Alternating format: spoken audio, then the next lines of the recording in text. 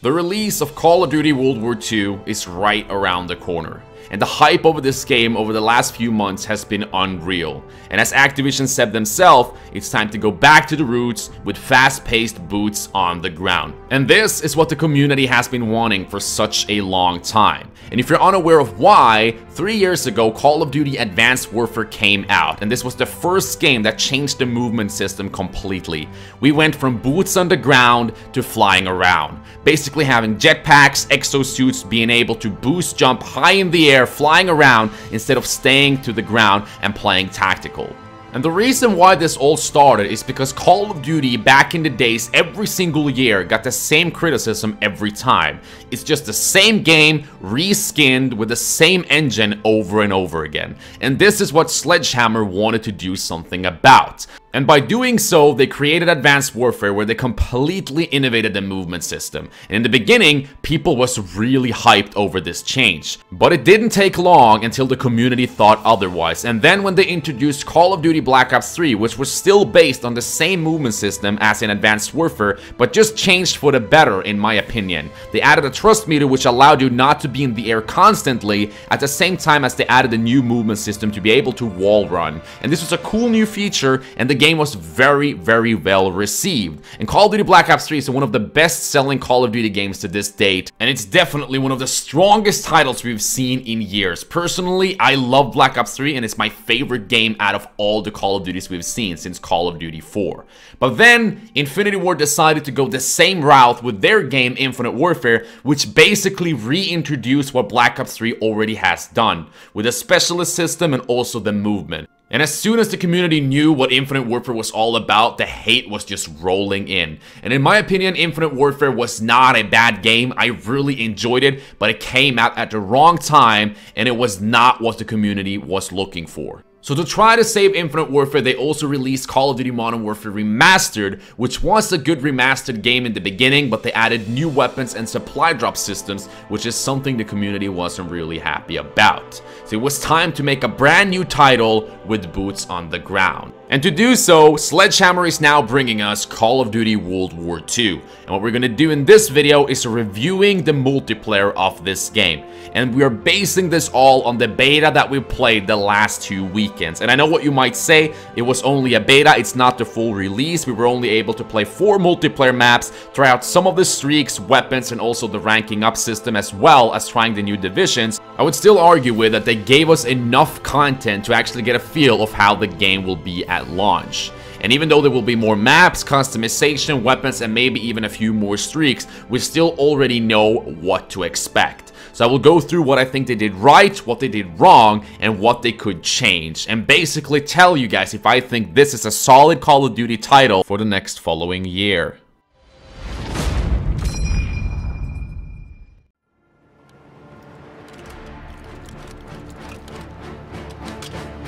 Stay wary, pick your shots!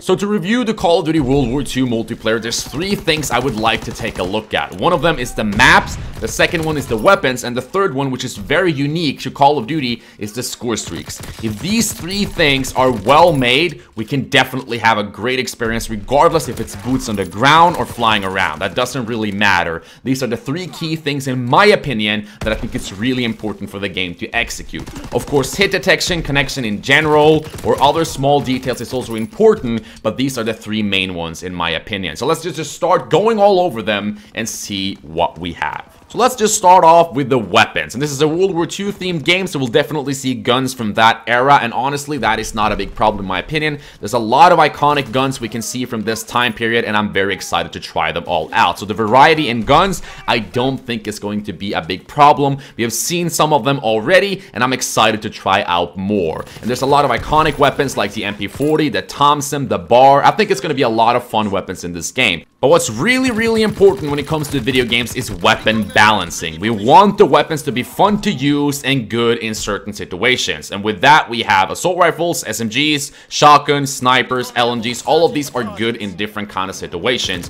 If you want to be good at long range, you usually pick a sniper, but up close, that will not be very effective. This is a way to balance the weapons. And the things you can look at to balance out a gun is basically by hip fire, rate of fire, damage, and of course also recoil. If you have a very powerful weapon that shoots fast, you usually will have a ton of recoil to balance it out in the battlefield. If you have a very slow firing gun, as you can see right here, the grease gun, you can usually put out a lot of damage. So if you're very accurate with slow firing guns, you can usually be just as lethal as the fast firing weapons. And if these things are done really well, you will usually be able to find a weapon that suits your playstyle that will be effective in your way of playing the game. Let's say you like to be up close, shotguns and SMGs will usually be your best pick. But the problem comes in when some of the weapons are really good in any kind of situation, as well as being way too easy to use. A very good example of this in this game is the STG assault rifle, which was really good up close, medium range to long range, as well as very easy to use. It's a very consistent all-around overpowered weapon in some people's eyes. So these are the things that they need to balance, but I'm not really concerned about this because they can patch the game and fix issues like these. For example, the WWII gun was a monster. It was firing extremely fast. It's an SMG in the game, and it killed even in long ranges fast. This was a very fast firing weapon, so if you have the recoil under control, you would dominate with this weapon a little bit too much than what you should be able to do, in my opinion. And these are easy things for the developers to fix from our feedback, so I'm not very concerned about that. When it comes to the weapons, I think they've done a great job, and I can't wait to look at more of what we can choose when the game finally releases. So the weapons are good to go in my opinion. I find variety, I find different weapons that I like to use. I am more of a assault rifle SMG type of player, and there's a lot of the weapons I like to go in between. There's not one weapon I always go to. I have a lot of options depending on how I want to play, which I want it to be like. Now we come over to where I feel like this game so far hasn't done it as well as I really hoped for. And that is the score streaks and the maps. And let's start off with the maps in this game. To be honest, I am very disappointed. I thought 2 of them was okay and 2 of them were horrible. And let's just go all over it. Basically, I'm not a very expert when it comes to building a map, but usually what's simple to do is the 3-lane system, where you have one side on the right, one side on the left, and the lane in the middle. Basically 3 lanes. And usually the B flag in domination is in the middle lane, in the middle of the map. The A flag is all the way on the other side, and C flag is all the way on the opposite side. Same thing with search and destroy. Usually you have 1 bomb on the left side and 1 bomb on the right side, and you can use the middle area to go in between them or cover the different objectives you have. Same thing with team deathmatch. That will also play well in that kind of structure. And of course, putting details into focus is honestly also really important. Just think about it yourself. What maps do you always look back at and do you really enjoy? Usually those are the maps that are visually appealing. You like to look at them. Usually they're a little bit more colorful. I think Black Ops 3 did this really well. The colors, they're vibrant. It's not bland and boring. Usually the big gray bland map never becomes one of the fan favorites. And that is the case for this Call of Duty as well. When I look at these maps, I don't see any huge improvement graphically from other Call of Duty games except for the lighting as well as the fire. The fire looks really good in this game. But please don't get me wrong here, guys. I'm not saying that graphics is important to make a good game. It's definitely not. Gameplay will always come first and it's the key. I'm just a little bit confused of why they haven't been able to improve the game's visuals in so long. Like Advanced Warfare, Black Ops 3, Infinite Warfare looks just as well as this game in my opinion. I'm not an expert in that, but that's what I see, and I haven't felt like, oh my god, this game actually looks really well. Like when you play Battlefield, for example, you can see a huge difference, and those games just looks amazing, especially the newest title, Battlefield 1. But let's just get back to the maps we've seen in the beta. 2 of them I thought were okay. The map you're seeing right here, Gibraltar, I believe it's called, and also Pointe de Hawk. Those 2 were all right. They basically have the 3-lane structure, as well as they were not looking that bad. Like visually, I liked how they looked and how they played. And the play and the flow is the most important thing. And these maps I could adapt to and eventually find areas to kind of flank the biggest or greatest head glitching or camping areas, because people love that in boots on the ground games, but we will get back to that later. But Andes, the forest, or whatever it was called, that snow map, I really did not like it. It didn't play well. It was really slow and campy, and the lanes were really weird. Two of the lanes, like the middle one and the left one, depending on what kind of side you are, of course, but two of them were really open, and the other side was more close range. But the open areas was just a sniper hell. So honestly, for me, that doesn't really enjoy snipers, felt like those were very dominated by the turrets or snipers. I could flank around on the one side, but they always expected me to come there, so the flow of the map wasn't really well in my opinion, and visually it did not look really well. And you can see some gameplay from the map right here, and I must say I honestly thought this was the worst map that Sledgehammer could throw onto us, and I was super excited to try the fourth and new map that we haven't tried yet when the weekend 2 of the beta started. But honestly, what I saw then surprised me even more. And here you see it right here. Aiken, the fourth map included into the beta, and the community blew off. Everybody hated this map. It's extremely big. There's a lot of places you can hide, especially back in the spawns and on the lanes on the sides. In the middle is really open, so if you go there, you're dead regardless of how fast you run. Promise me you will not do well in the middle of this map. And as you can see, I'm running all the way back here at the map, killing off these campers. And I felt like, what was Sledgehammer thinking when they made this map? Did they want people to play slow and camp? Because that is what this map consisted of the entire time. As soon as people found those good head glitching spots, either back in the map or in corners of these different lanes here, they love to be here or be there. And you will see me pushing up through this map right now, and you will see different places where people just love to hang out. Now we're going on the other side of the map, on the other spawn, and you can see people sitting down here on the back that I'm taking out at the moment, either sniping or using assault rifles. Like look at this final guy here. He's all the way in the back, just hiding, and they're so open in the lanes around, so he can be effective like that. Obviously, I was able here to take him out, luckily, and there we go, glide bomb action, get those campers over here. Get out of that camp, boy! And yeah, that's why I don't like that map. So let's get back to the map I thought I would hate more, but that I honestly eventually liked better, because this wasn't as bad as that freaking Aiken. Don't like it. I've heard that they're gonna make changes to it, maybe even make it smaller or actually fix it, and I've never seen that with a map before. I've never seen a Call of Duty developer changing the map because of what the community thought, but I've heard rumors about this, and I think they actually might do it. So that just confirms that they could even see themselves that this map wasn't well played. And the reason I'm very concerned about these maps and the rest of the maps in the full game is usually when a developer makes a beta, they want to give you the best of what they got. They did that in Black Ops 3, they did that in Infinite Warfare. The best maps that the game had usually was offered in the beta, so you would like the game even more. And if this is what the best Sledgehammer has to offer, I am very concerned over the remaining maps that we haven't seen already. And from the few clips that I've seen, I am not super excited about them. We have some clips in the trailers and other gameplays we have seen from YouTubers from other maps that I just don't think looks good whatsoever. Of course, if they play well, it's also really important, but I'm just generally very concerned about them.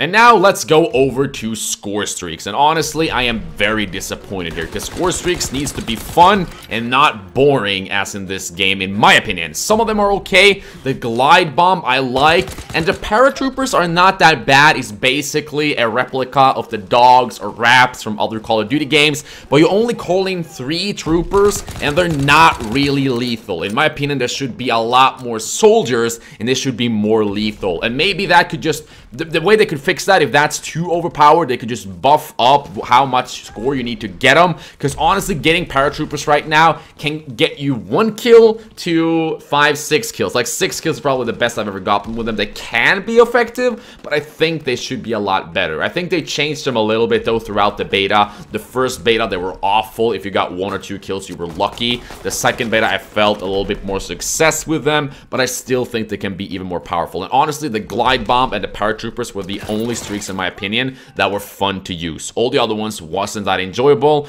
I am missing more times like the raps, dogs. Why not dogs? bring dogs in World War II. An amazing score streak, so much fun to use. But of course, they can surprise us. Maybe even there is a dog kill streak in the game. Or not dog kill streak like in Ghost, but basically calling in a lot of dogs going around killing the enemies.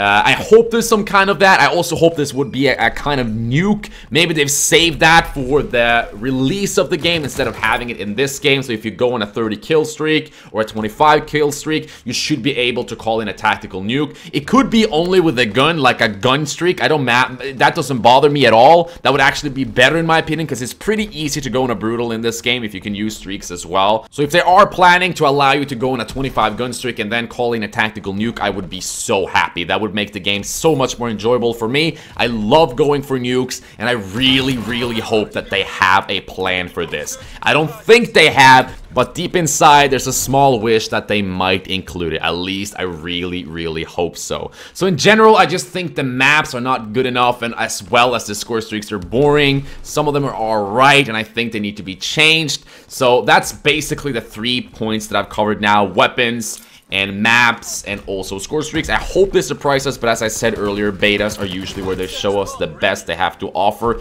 But maybe this time around, Sledgehammer is thinking otherwise, and that's what I really, really hope.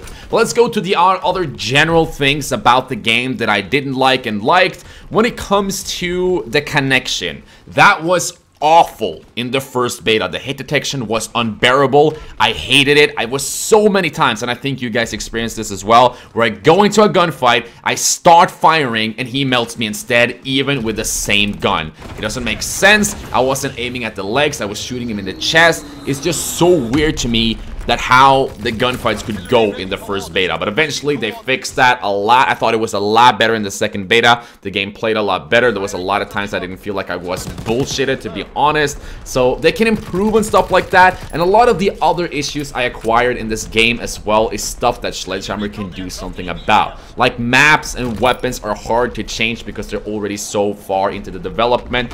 But connection and small stuff like that, they can patch and update. And especially like weapon balancing and all of that. So that could be fixed. I'm not very concerned about it, but I'm just all in all a little bit worried that the game will be boring after a while, because I need something to grind for. Nukes would help out, and I hope the Prestigious has something good to offer, not only a permanent unlock, but something that we would like to have. And of course, I hope the higher levels has more abilities that I would like to have. But when it comes to the customization and the divisions, man, I thought this could be a cool idea, but honestly, it's kinda not. It's just so much more limited than before. Call of Duty has always been a very great game when it comes to customization. Not only the way you look, but also perks and attachments. Attachments and stuff like that is still alright, but for example, you have to use the airborne division if you want to be able to use a suppressor. It's cool that you can take it on and off, but I think you should be able to choose a suppressor on the other divisions as well. But you don't get the opportunity to take it on and off, if you know my drill.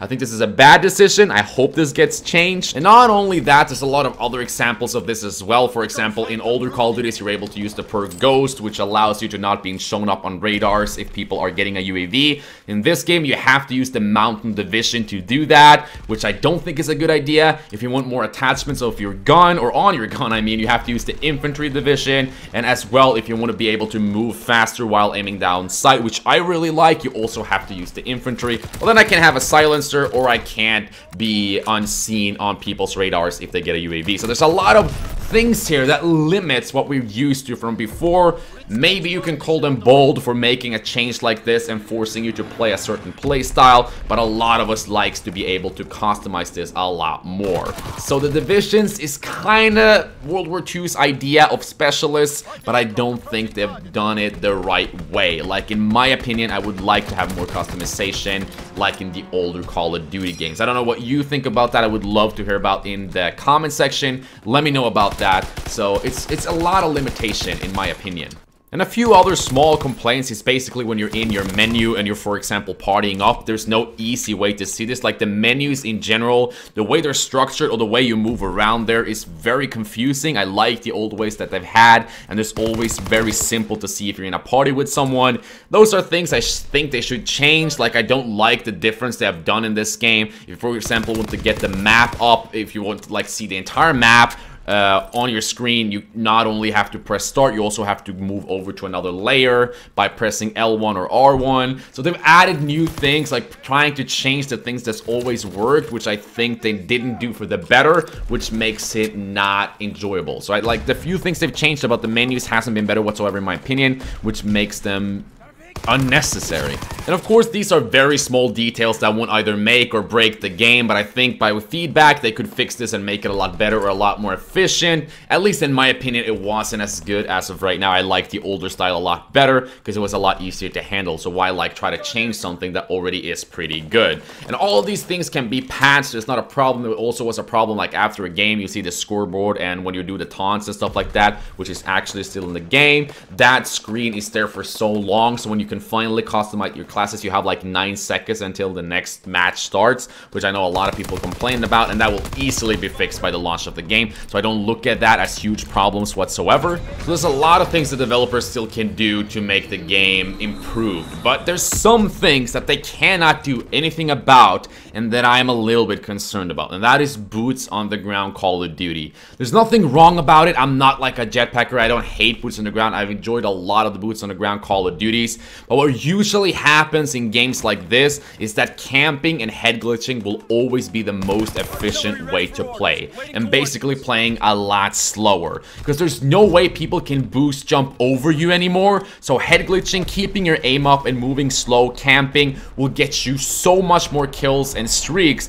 than running around rushing, which I love to do. Of course, eventually I will find strategies that I can use to be more effective, but this is just a concern that I have in general that I really felt in this game. And in one of my live streams, I got so frustrated that I eventually just stopped playing because it wasn't enjoyable, because people loved head glitching and camping. So when I come around a corner, I am dead regardless of what I do. So that's the issue that I have, but I know it's boots on the ground. That's nothing you can do about, and I can try to improve my strategies to play better throughout the beta now. And last Monday, when I played a little bit, I felt a lot better. As you can see in these gameplays, the gameplay we're watching right now, I am getting paratroopers. I'm getting the nuclear as well in the ending here. So I was able to play a lot better, and it's all about learning and getting more adapted to the game. I'm so used to jetpacking games at the moment and how to deal with flankers or campers or anything in that matter. It's all different in this game, and I think that is just something you need to get used to. And I did have a lot more fun with the game in the ending, and it's a lot about the learning experience. So give it time.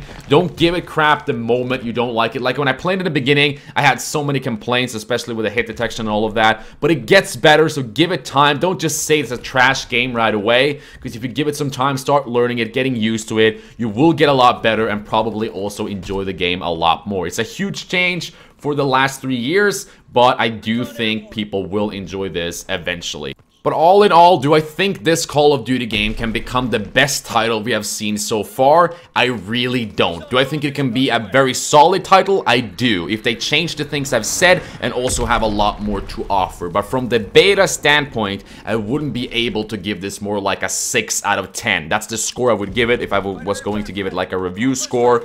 But I hope the full game has a lot more to offer. Of course, it's the campaign, the zombies.